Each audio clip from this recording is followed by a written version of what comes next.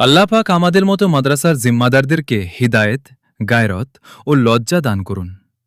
ঈদের সকাল, যে সকালে ছাত্র ওস্তাদদের পরিবার পরিজনের সাথে আনন্দ ভাগাভাগি করার কথা, সেই সকাল থেকেই আমরা তাদেরকে বাড়ি যেতে না দিয়ে মাত্র 200/300 টাকার একটা চামড়ার জন্য দিন মজুরের মতো কষ্ট দেই।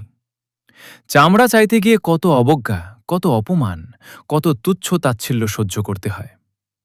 বাহিরে হয়তো তো হাসি থাকে, কিন্তু ভেতরে ভেতরে কলিজা ছিঁড়ে যায়। এই নিরীহ ছাত্র আর ওস্তাদদের কষ্টগুলো আল্লাহ ছাড়া কেউ বুঝতে চায় না, কেউ না। কুরবানির ঈদ আমাদের চোখে আঙুল দিয়ে দেখিয়ে দেয় আমরা যেন ট্যানারির বিনা পয়সার কামলা ছাড়া আর কিছুই না। প্রশ্ন হল, আর কতটা ছোট হলে আমাদের শিক্ষা হবে? আল্লাহ মাগফির লানা।